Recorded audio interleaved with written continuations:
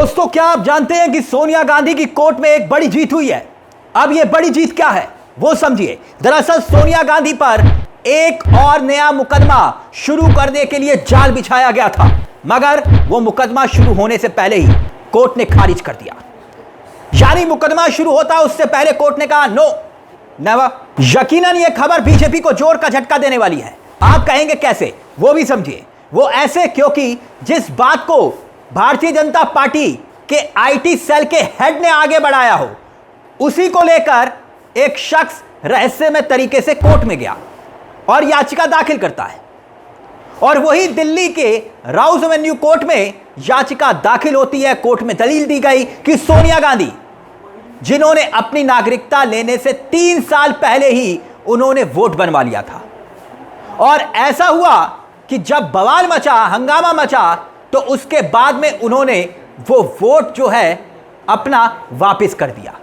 और उसके बाद में 1983 में जब उन्होंने नागरिकता ली तो फिर से उन्होंने वोट बनवाया। यानी एक तरीके से राहुल गांधी का जो वोट चोरी का मसला है ना दोस्तों, जो राहुल गांधी ने वोट चोर गद्दी छोड़ का नारा दिया और वोट चोर का मुद्दा उठाया, ऐसे में भारतीय जनता पार्टी कुछ ना कुछ चाह रही थी कि गांधी परिवार को लेकर एक ऐसे मसले में लाकर खड़ा कर दिया जाए जहां पर आसानी से जनता को यह समझाया जा सके कि देखिए भाई, राहुल गांधी की माता जी खुद 2-2 वोट उनके हैं, या राहुल गांधी जी की माता ही जिनकी नागरिक बनने से पहले ही वोटर कार्ड बन गया था। ऐसे में अगर यह केस, यह मुकदमा शुरू हो जाता ना दोस्तों, तो उसके बाद एक बड़ा राजनीतिक नुकसान भी होता कांग्रेस को।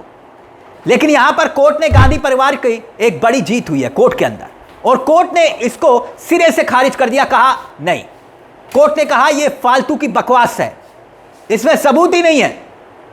यह कोर्ट की तरफ से कहा गया है।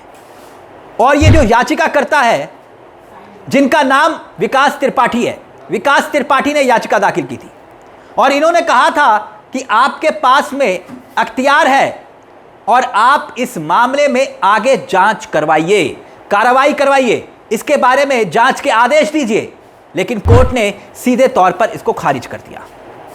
अब जरा सोच कर देखिए दोस्तों, इसी बात को लेकर सोच कर देखिए कि किस तरीके से कैसे राहुल गांधी हो, सोनिया गांधी हो, जो खुद इस वक्त में तकरीबन 80 साल की हो चुकी हैं, अब भी जो मौजूदा वक्त में वो सक्रिय राजनीति से दूर हो रही हैं, धीरे धीरे दूर हो रही हैं, एक्टिव नहीं है वो सक्रिय राजनीति में। अब भी उनको किसी ना किसी तरीके से घेर करके, पुराने मामले निकाल करके उनको फिर से निशाने पर लिया जा रहा है। बार बार कोशिश की जा रही है।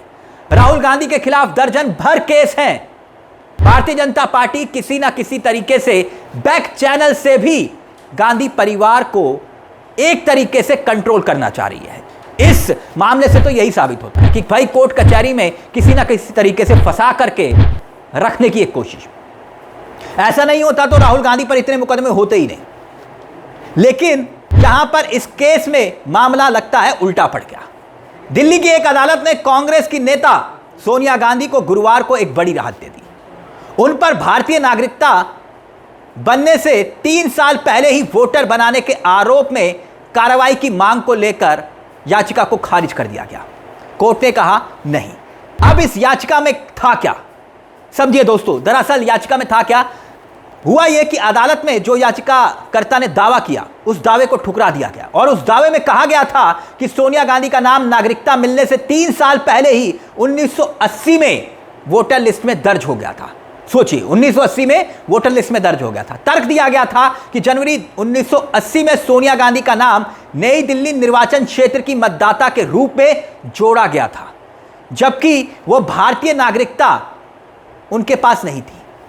पहले आपको नागरिकता की सीमा पूरी करनी होती है, तभी आप किसी क्षेत्र के निवासी बनते हैं। अब यह कहा जा रहा है कि 1983 में जब वो नागरिक बनी, नागरिकता उन्होंने भारत की ली, उससे 3 साल पहले ही उन्होंने वोटर कार्ड बनवा लिया था। अब दोस्तों जरा सोच कर देखिएगा, जो दलील कोर्ट में रखी गई, इस वक्त और मौजूदा वक्त और इतिहास में, समझिएगा बात को। गांधी परिवार की वो बहू थी सोनिया गांधी, यानी कि उनकी जो सास खुद इंदिरा गांधी देश की प्रधानमंत्री थी। तो क्या कोई बहुत मुश्किल काम था वोटर बनवाना? बिल्कुल मुश्किल काम नहीं था ना। जरा सा किसी को एक इशारा भर कर देना और फिर उसका वोटर कार्ड बन जाना। लेकिन सोनिया गांधी ने कोई गलत काम नहीं किया, और अगर कुछ ऐसा किया होता तो आज कोर्ट में उनकी नागरिकता अगर नहीं हुई होती तो कोर्ट में बीजेपी इस वक्त सबूत पेश करती, सबूत निकाल कर लाती, क्योंकि कागज तो जिंदा रहते हैं, कागज तो जिंदा रहते हैं ना, कागज तो दिखाए जा सकते थे। अब ये डिग्री थोड़ी ना है, डिग्री समझ रहे हैं ना, कि गुम हो जाए। दोस्तों, राहुल गांधी के वोट चोरी के नारे से बीजेपी इस कदर परेशान हो गई है कि वो किसी भी सूरत में कुछ भी करके, कुछ भी जतन करके गांधी परिवार को निशाने पर लेती है। अब देखिए आपकी स्क्रीन पर Amit Malviya, BJP IT cell के हेड हैं अमित मालवीय, उनका ट्वीट देखिए। उन्होंने बकायदा कुछ दिन पहले ही इसी तरीके का एक ट्वीट किया था। यह अमित मालवीय का ट्वीट आप देख रहे हैं। अब 13 अगस्त को अमित मालवीय ने यह ट्वीट किया था, लंबा चौड़ा ट्वीट, और उसके साथ साथ ये कागज भी लगाए थे, जो कागज आप देख रहे हैं। सोनिया गांधी की नागरिकता भारत की नहीं है, यह साबित करने की कोशिश थी। भारत की नागरिकता हासिल करने से पहले ही वोटर आईडी कार्ड बन गया, यह दावा किया गया। अब यह दावा, बीजेपी आईटी सेल के हेड का दावा, कोर्ट में खारिज हो गया। कोर्ट ने कहा कि इस मामले के अंदर सबूत ही नहीं है। दायर शिकायत पर फैसला देते हुए राउस एवेन्यू कोर्ट ने कहा यह आरोप आधारहीन है, केस में पर्याप्त सबूत नहीं है, इसलिए इस याचिका को खारिज किया जाता है। अब बताइए, कोर्ट कह रहा है कि इसमें कोई सबूत नहीं है, याचिका खारिज होती है, बिना बात के आप बात बना रहे हैं।